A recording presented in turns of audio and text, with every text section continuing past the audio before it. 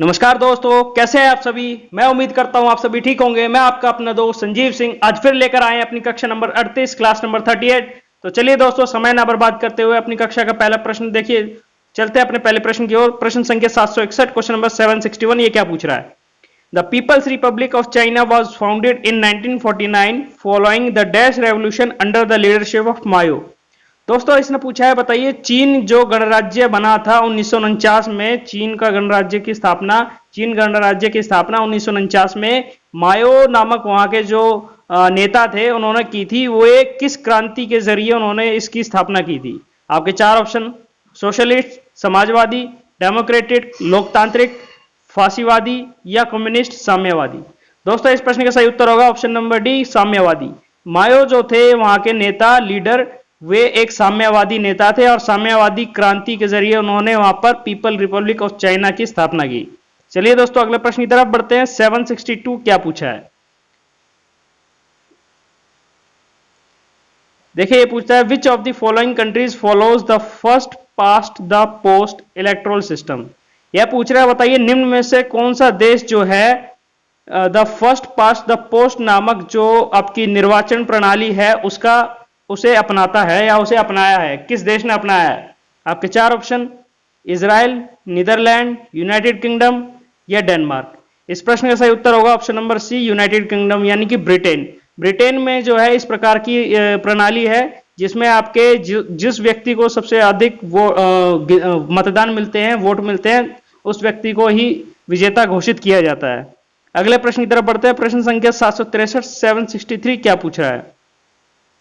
The quasi-federal form or government all the Indian constitution are borrowed from dash constitution।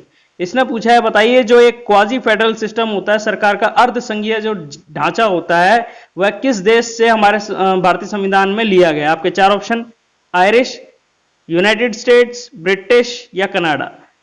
आपके option है Irish देश से लिया गया है, या यूनाइटेड स्टेट अमेरिका से लिया गया है, या अंग्रेजों से लिया गया है, ब्रिटेन से लिया गया है, या फिर कनाडा या कनाडा से लिया गया है। इस प्रश्न का सही उत्तर होगा ऑप्शन नंबर डी, कनाडा। दोस्तों जो ये आपका अर्ध संघीय ढांचा जो है भारत के अंदर क्वाजी फेडरल सिस्टम, इसमें क्या होता है, हम जो आपकी स्टेट की, राज्य की और केंद्र सरकार की दोनों की आपसी जो पावर्स होती है उनमें आपस में डिस्ट्रीब्यूट कर दिया जाता है।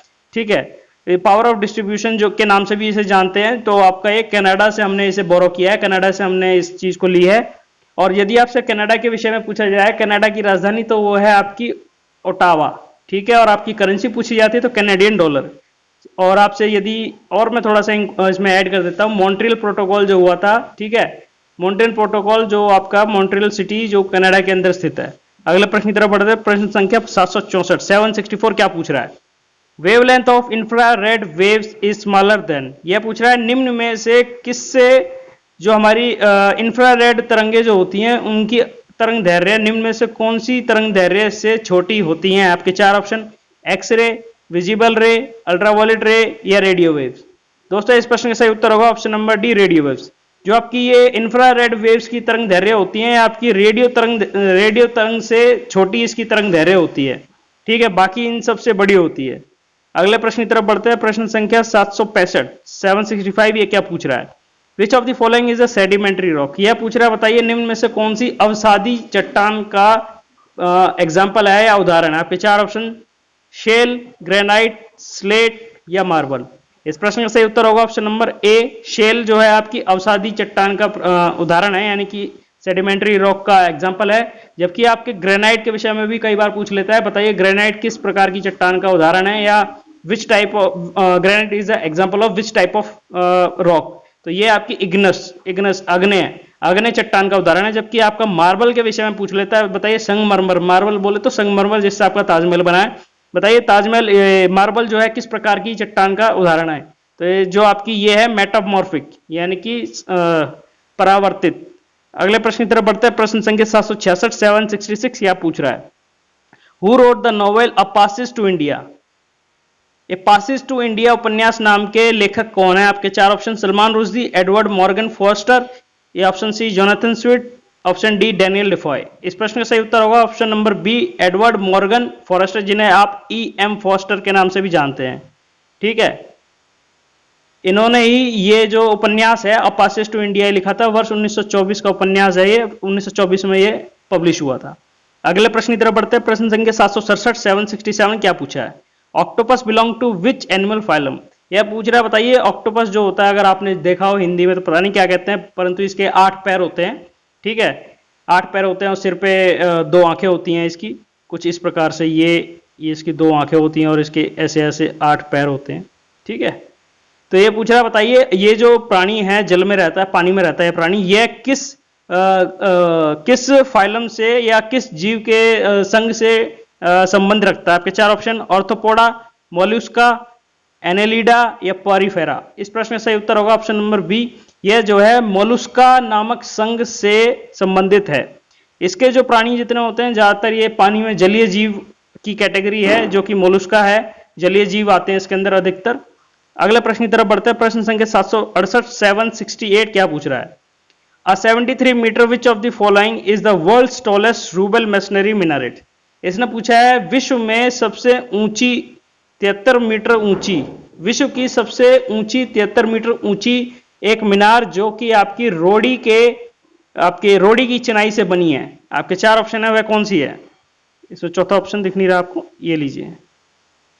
आपके 4 ऑप्शन है, big Ben clock tower, London की आपकी सबसे बड़ी घड़ी, या लीनिंग टावर ऑफ पीसा, पीसा की झुकी हुई मीनार, या श्रीरंगनाथ स्वामी टेम्पल या श्रीरंगनाथ का मंदिर, या option number D Qutub Minar. इस प्रश्न का सही उत्तर होगा option number D, Qutub Minar जो है एकमात्र विश्व की सबसे ऊंची 73 मीटर ऊंची आपकी रोडी से की चिनाई की गई, रोडी, रूबल मैशनरी का मतलब होता है रोडी का प्रयोग होना, छोटे छोटे गिट्टियां टुकड़ों का इस्तेमाल होना। ये ईंट वीट से नहीं बनी है, ये रोडियों की चिनाई से बनी हुई एक इमारत है जो कि सबसे ऊंची इमारत है विश्व की, 73 मीटर ऊंची। यदि आपसे इसके विषय में पूछ लेता है, बताइए इसका निर्माण किसने करवाया? तो इसका निर्माण आपके कुतुबुद्दीन ऐबक ने करवाया था, ठीक है। इसकी शुरुआत कराई थी सन 1193 में, 1193 में। अगले प्रश्न की तरफ बढ़ते हैं। प्रश्न संख्या 769 769 क्या पूछ रहा है? Which of the following is a famous Indian singer? निम्न में से कौन से प्रसिद्ध भारतीय गायक हैं? आपके 4 ऑप्शन, सोनल मानसिंह, भीमसेन जोशी, अमृता शेरगिल या सतीश गुजराल। इस प्रश्न का सही उत्तर होगा option number B, Bhimsen Joshi. दोस्तों ये प्रश्न कुछ नहीं है, आपके पिछले प्रीवियस ईयर में यही प्रश्न में आपको यहाँ ये चेंज कर देता है, इंडियन सिंगर भारतीय गायक की जगह कह देगा भारतीय नर्तक कौन है, इंडियन डांसर कौन है, या आपको कह देगा इंडियन पेंटर कौन है, बस ऑप्शंस वही रखता है। तो इस प्रश्न का सही उत्तर होगा, यहाँ सिंगर पूछा है तो इसका ऑप्शन उत्तर होगा इसका भीमसेन जोशी। बाकी तीनों के विषय में आपको जानना बहुत जरूरी है क्योंकि आपको चेंज करके कुछ भी दे सकता है ये। तो ये जो आपकी सोनल मानसिंह जी हैं, ये आपकी एक बहुत प्रसिद्ध नृत्यिका हैं जो कि डांसर हैं, जबकि आपकी अमृता शेरगिल जो हैं ये आपकी 20वीं शताब्दी की बहुत प्रसिद्ध पेंटर हैं, ठीक है। जबकि आपके जो सतीश गुजराल जी हैं ये आपके पेंटर भी हैं, शिल्पकार भी हैं और राइटर भी हैं, लेखक भी हैं। चलिए दोस्तों अगले प्रश्न की तरफ बढ़ते हैं। प्रश्न संख्या 770 770 क्या पूछ रहा है? Relative contribution of which of the following greenhouse gas is most to the world total global warming? यह पूछ रहा है, बताइए विश्व की ग्लोबल वार्मिंग यानी कि वैश्विक गर्मी, विश्व की वैश्विक गर्मी का सबसे ज्यादा जो योगदान होता है वह कौन सी ग्रीन हाउस गैस का योगदान होता है? आपके 4 option, methane, chlorofluorocarbon, carbon dioxide या नाइट्रस ऑक्साइड। इस प्रश्न का सही उत्तर होगा option number C, carbon dioxide. जो कार्बन डाइऑक्साइड है आपका सबसे ज्यादा योगदान इसका होता है ग्रीन हाउस गैस के अंदर। ये तो विश्व बोला है या टोटल जो भी पूछा जाता है आपका, ये वार्षिक रिपोर्ट आती है, वार्षिक रिपोर्ट के अंदर जिसका जब भी सबसे ज्यादा कंट्रीब्यूशन पाया जाता है तो वो आपके कार्बन डाइऑक्साइड CO2 का पाया जाता है। अगले प्रश्न की तरफ बढ़ते हैं। 771 771 क्या पूछा है? On which river the thin dam is built? ये आपका थीन नामक बांध जो है भारत में किस नदी पर स्थित है? आपके 4 ऑप्शन, झेलम, चेनाब, रावी या सतलुज। इस प्रश्न का सही उत्तर होगा ऑप्शन नंबर सी, रावी। इसमें थोड़ा सा आपको ट्विस्ट करके भी दे सकता है कि थीन बांध का दूसरा नाम है आपका रंजीत सागर बांध, ठीक है, रंजीत सागर बांध भी बोल सकता है। बताइए रंजीत सागर बांध कौन सी नदी पर स्थित है? ये आपके रावी नदी पर स्थित है, जो कि ये इसका हिस्सा पंजाब और जम्मू कश्मीर दोनों के मध्य में आता है। अगले प्रश्न की तरफ बढ़ते हैं। प्रश्न संख्या 772 772 क्या पूछा है? Who among the following has the right to change the name of the state? निम्न में से केवल किसको अधिकार है किसी राज्य का नाम बदलने का? आपके 4 ऑप्शन, प्रेसिडेंट, राष्ट्रपति, प्रधानमंत्री या संसद या गवर्नर ऑफ द स्टेट, राज्यपाल। आपका सही उत्तर होगा ऑप्शन नंबर सी, संसद। पार्लियामेंट मात्र केवल पार्लियामेंट को ही यह अधिकार है कि उस किसी राज्य का नाम बदला जाए। इसके लिए आपसे वोटिंग कराई जाती है और मतदान कराया जाता है। जो आपके हाँ और ना में मतदान होता है, हाँ में जिसके मतदान ज्यादा होता है उसकी के हिसाब से फिर उसकी स्टेट का नाम चेंज किया जाता है। अगले प्रश्न की तरफ बढ़ते हैं। प्रश्न संख्या 773 773 क्या पूछ रहा है? Which state oblique UT government recently launch Mera Vetan app to provide information regarding salary to their employees. यह पूछ रहा है, बताइए निम्न में से कौन सा राज्य या केंद्र शासित प्रदेश है भारत का जिसने हाल ही में एक मेरा वेतन ऐप नामक लॉन्च किया है, जो कि अपने कर्मचारियों को वेतन संबंधी जानकारी देगा, प्रोवाइड करेगा। आपके चार ऑप्शन, जम्मू कश्मीर, महाराष्ट्र, दिल्ली या उत्तर प्रदेश। इस प्रश्न का सही उत्तर होगा option number A, Jammu Kashmir की सरकार है। जम्मू कश्मीर आपके केंद्र शासित प्रदेश बन चुका है हाल ही में। ठीक है, तो यहाँ की जो गवर्नमेंट है उन्होंने मेरा वेतन ऐप नामक एक लॉन्च किया है एप्लीकेशन, मोबाइल एप्लीकेशन है, जिसमें अपने कर्मचारियों को उनकी जो वेतन है उसकी पूरी डिटेल, उनकी जानकारी उनके अंदर मिल सकती है। यदि आप यहाँ पे जम्मू कश्मीर का नाम आ ही गया है तो मैं इनका गवर्नर का नाम बता देता हूँ। आपका गवर्नर का नाम पूछा जाए तो ये यहाँ के हैं गिरीश चंद्र मुर्मू, जीसी मुर्मू। और जब भी जम्मू कश्मीर का नाम आएगा तो आप प्लीज इसके साथ दूसरी यूटी, जो नई यूटी है आपकी लद्दाख, उसको जरूर याद रखें। ठीक है, लद्दाख को जरूर याद रखें, क्योंकि आपका एक पेपर में अगर जम्मू पूछेगा तो दूसरे में लद्दाख जरूर पूछेगा। तो लद्दाख के अगर आपसे वो पूछा जाता है गवर्नर, तो ये है गोपाल कृष्ण माथुर, जी के माथुर। अगले प्रश्न की तरफ बढ़ते हैं। प्रश्न संख्या 774 774 ये क्या पूछ रहा है? The alkali solution having pH value, ये पूछ रहा है, बताइए आपके जो क्षारीय जो विलय होते हैं, विलयन जो होते हैं, क्षारीय विलयन, उनका पीएच मान कितना होता है? आपके चार ऑप्शन, लेस देन 7, 7 से कम, 7 या 7 से अधिक, या 0 से 14 के मध्य। आपका जो सही उत्तर होगा ऑप्शन नंबर सी। जो आपका पीएच स्केल होता है, पीएच स्केल इस प्रकार होता है, इस प्रकार से कुछ, ठीक है, जो कि आपकी रेंज, अभी कई बार पूछता है आपकी रेंज, तो वह रेंज होती है आपकी 0 से 14। और यदि आपसे वह पूछता है बताइए जो 7 जो होता है ठीक सेंटर होता है, 7 जो है न्यूट्रल के लिए 7 पाया जाता है, यानी कि उदासीन अमल के लिए, उदासीन विलयन के लिए पीएच मान जो होता है वह 7 होता है। और 7 से कम मान जो होता है वह आपके अम्लीय यानी कि एसिडिक जो आपका मान होगा, किसी भी एसिड का जो भी मान होता है 0 से 7 के मध्य अगर रीडिंग आती है तो वह एसिडिक कहलाएगी, यानी कि अम्लीय विलयन कहलाएगा। जबकि आपकी अगर रीडिंग आपकी 7 से 14 के मध्य आती है, 7 to 14 के बीच में आती है, तो वह आपका एक बेसिक सॉल्ट कहलाएगा, मतलब बेसिक कहलाएगा, क्षारीय विलयन कहलाएगा। चलिए दोस्तों अगले प्रश्न की तरफ बढ़ते हैं। प्रश्न संख्या 775 775 ये क्या पूछ रहा है? Rani Lakshmibai dam is located on which river, यह पूछ रहा है, बताइए रानी लक्ष्मीबाई नामक जो बांध है वह कौन सी नदी पर स्थित है? आपके चार ऑप्शन, बेटवा नदी, नर्मदा, तापी या रेहान। इस प्रश्न का सही उत्तर होगा ऑप्शन नंबर ए, बेटवा। बेटवा नदी जो आपकी है मध्य प्रदेश के विंध्याचल यानी कि विंध्याचल पर्वत श्रृंखला से निकलती है और यह यमुना में जाकर मिल जाती है। ठीक है, यमुना में आके मिल जाती है, जो कि आपकी यूपी में इलाहाबाद में जाकर। ठीक है, बेटवा नदी।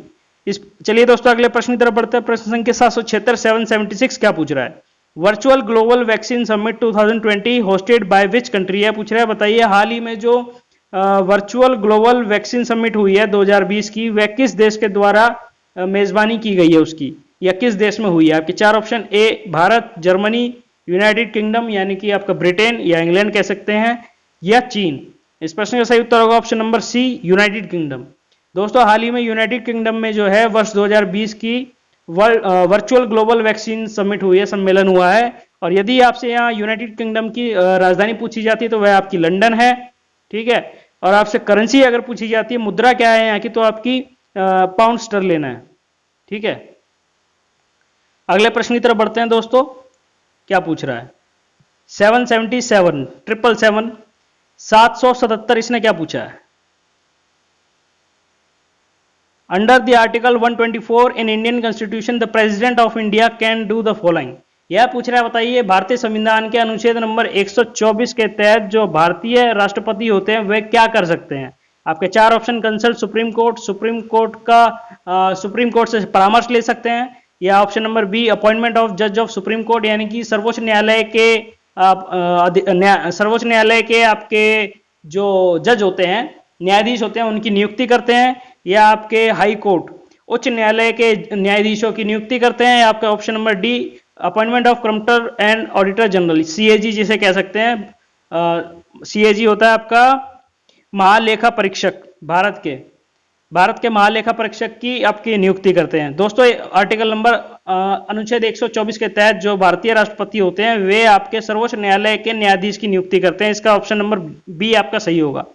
अगले प्रश्न की तरफ बढ़ते हैं। प्रश्न संख्या 778 778 क्या पूछ रहा है? Which of the following port is known as the Europort? इसने पूछा है बताइए निम्न में से कौन सा बंदरगाह यूरो बंदरगाह के नाम से जाना जाता है? आपके चार ऑप्शन है, हैम्बर्ग, रोटरडैम, लिस्बन या लंदन। इस प्रश्न का सही उत्तर होगा option number B, Rotterdam. Rotterdam जो है विश्व का सबसे मतलब एक सबसे ज्यादा बिजी रहने वाला बंदरगाह है एक प्रकार के, और ये जो आपका स्थित है यह नीदरलैंड के अंदर स्थित है। और यदि आपका अब यहाँ पर नीदरलैंड का नाम आ ही गया है तो नीदरलैंड की राजधानी है आपकी एम्स्टरडैम। ठीक है, एम्स्टरडैम आपकी नीदरलैंड की राजधानी है। और आपसे अगर वहाँ की करेंसी पूछी जाती है नीदरलैंड की तो यूरो चलता है वहाँ पे, क्योंकि ये एक यूरोपियन देश है, यूरोपियन कंट्री है।